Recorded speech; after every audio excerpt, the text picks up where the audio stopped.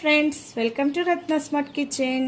చూసారా friends, puri and ఈరోజు special ఏంటి అనుకుంటున్నారా? పూరి కర్రీ మీకు చేసి చూపిస్తున్నాను ఫ్రెండ్స్.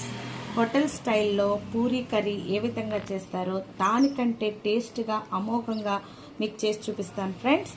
చూసారా, పూరీలు అయితే ఎంత బాగా పొంగినాయో. మీకు పూరీలు ఏ విధంగా చేయాలో ఆ వీడియో కావాలంటే నాకు కామెంట్ సెక్షన్లో తెలియచేయండి. అది కూడా మీకు చేసి చూపిస్తాను ఫ్రెండ్స్. పూరి కూరకి కావలసిన పదార్థాలు: 2 ఆనియన్స్ తీసుకొని ఇలా పొడుగ్గా కట్ చేసుకోవాలండి, సన్నగాని. పచ్చిమిర్చి ఇలా రౌండ్గా కట్ చేసుకోవాలి. ఒక ఆలుగడ్డను ఉడకబెట్టుకొని ఇలా చిన్న ముక్కలుగా కట్ చేసుకోవాలి. కొత్తిమీర, కరివేపాకు, ఎండుమిర్చి, తాలింపు దినుసులు. సూపర్ ఉంటుందండి పూరీల్లోకి. పూరీ కూర చేసుకుంటే హోటల్లో ఏ విధంగా అయితే ఉంటుందో దానికంటే టేస్ట్ అదిరిపోతుంది. శనగపిండి చాలా మంది ఉట్టి శనగపిండే వేస్తారు. నేనైతే ఇందులో బియ్యం పిండి కూడా కలిపి ఆడించుకున్న పిండి ఉంటుందండి మా దగ్గర.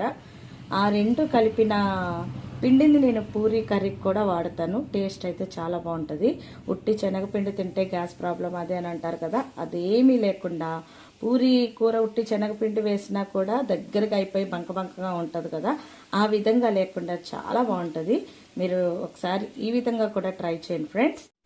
ఒక గిన్నె పెట్టుకొని ఆయిల్ వేసుకున్నాను ఫ్రెండ్స్. ఆయిల్ బాగా హీట్ ఎక్కిన తర్వాత తాలింపు దినుసులు, ఆవాలు, మినపప్పు, శనగపప్పు వీటిని కొంచెం ఎక్కువగా వేసుకోవాలండి. ఇంకా మన ఛానల్ని ఎవరైనా సబ్స్క్రైబ్ చేసుకోకపోతే సబ్స్క్రైబ్ చేసుకోండి ఫ్రెండ్స్. లైక్ చేయండి, షేర్ చేయండి, పక్కనున్న బెల్ ఐకాన్ని క్లిక్ చేయండి ఫ్రెండ్స్.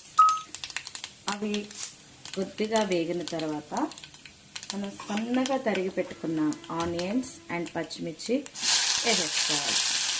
ఆనియన్స్ ఎంత ఎక్కువ వేసుకుంటే కర్రీ అంత రుచిగా ఉంటుంది ఫ్రెండ్స్. ఇది ఇలా సన్నగా పొడుగ్గానే కట్ చేసుకోవాలి. మళ్ళీ మనం కర్రీలకి కట్ చేసుకున్నట్టుగా కట్ చేసుకోకూడదు. ఇవి కూడా ఎర్రగా వేయగలసిన అవసరం ఉండదు ఫ్రెండ్స్. ఆనియన్స్ అనేది మన కర్రీకి వేయించుకున్నట్టుగా ఎర్రగా వేయించుకోని అవసరం లేదండి, ఇలాగే ఉండాలి. ఇలా వేగిన తర్వాత మనం ముందుగా తీసి పెట్టుకున్న ఎండుమిర్చి కూడా ఇందులో వేసేసుకోవాలి. ఎండుమిర్చి అనేది ఆనియన్స్ వేయకముందు కూడా వేసుకోవచ్చండి. నేను మర్చిపోయాను, తర్వాత వేస్తున్నాను. మీరు అయితే ముందు వేసేసుకోండి. తర్వాత కొద్దిగా కొత్తిమీర, కరివేపాకు, కొత్తిమీర వేసుకోవాలి.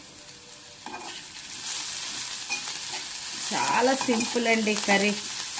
సింపులే కానీ టేస్టీగా కావాలంటే మాత్రం నేను చెప్తున్న టిప్స్తో మీరు చేసుకుంటే కర్రీ చాలా రుచిగా వస్తుంది. మనం అనుకుంటూ ఉంటారు పూరీలు తినాలని ఆశపడుతూ ఉంటారు, కానీ హోటల్లో పూరీ కర్రీ బాగుంటుంది కదా, అందుకని అక్కడ తెచ్చుకుందాం లేపు కర్రీ కోసం అని చెప్పేసి అనుకుంటూ ఉంటారు కదా. మనం కూడా ఇంటి దగ్గర చేసుకోవచ్చు ఫ్రెండ్స్. ఈ పిల్లలు చాలా ఇష్టపడుతూ ఉంటారు. సో తర్వాత పసుపు యాడ్ చేసుకోవాలి. తర్వాత మనం ఆల్రెడీ పూరీ పిండిలో కొద్దిగా ఉప్పు ఉంటుంది కాబట్టి మనం ఇందులో చూసుకొని వేసుకోవాలండి. ఉప్పు వేసుకోవాలి. ఉప్పు వేసుకొని ఇవి బాగా కలుపుకోవాలి. 2 టేబుల్ స్పూన్లు శనగపిండి అండ్ రైస్ ఫ్లోర్ కలిపింది నేను తీసుకుంటున్నానండి. ఉట్టి శనగపిండి తీసుకుంటలేదు.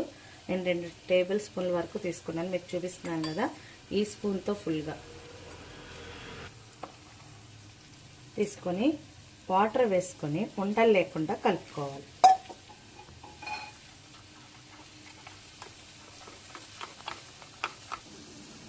చూడండి ఫ్రెండ్స్, ఇలా ఉండలు లేకుండా ఇలా జారుడుగా కలుపుకోవాలి. చూసారా, ఉండలు అనేవి లేకుండా చక్కగా కలుపుకోవాలి. ఇలా కలుపుకున్న పిండిని మనం ముందుగా వేసుకున్న ఈ మిశ్రమాన్ని ఇందులో వేసేసుకోవాలి. వేసేసుకున్న తర్వాత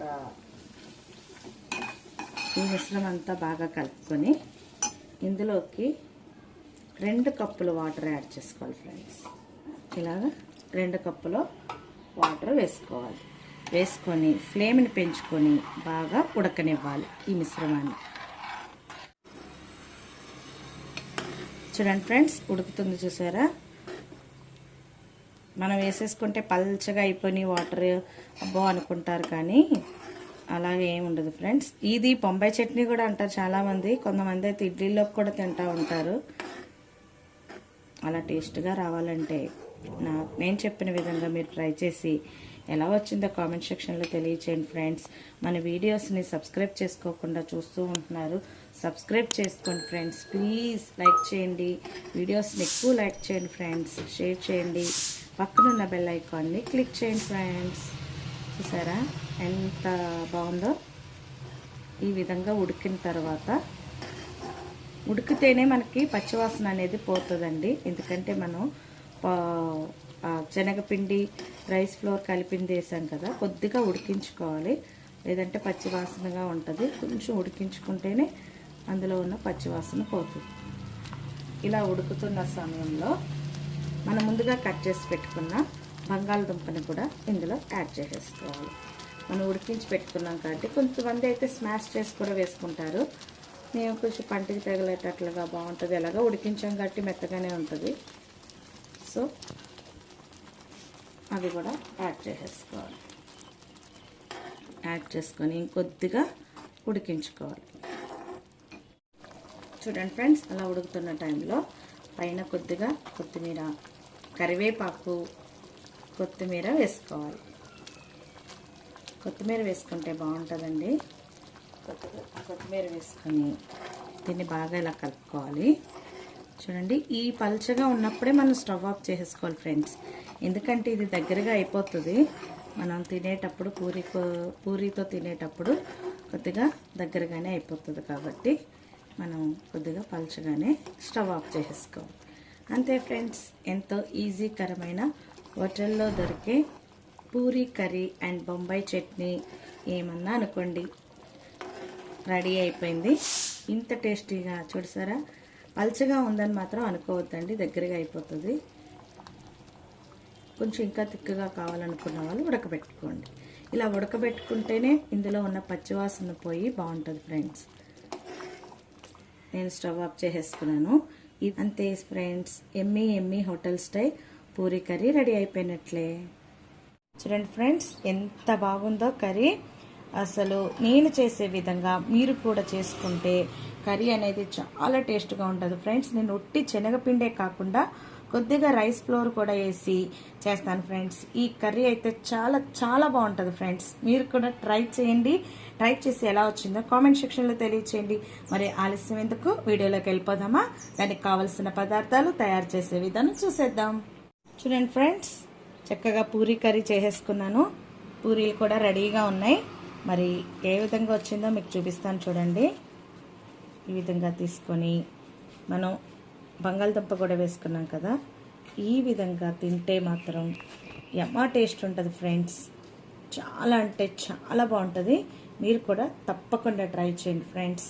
మరొక మంచి వీడియోతో మీ ముందుకు వస్తాను ఫ్రెండ్స్. అంతవరకు బాయ్. లైక్ చేయండి, షేర్ చేయండి, సబ్స్క్రైబ్ చేసుకోవడం మర్చిపోకండి.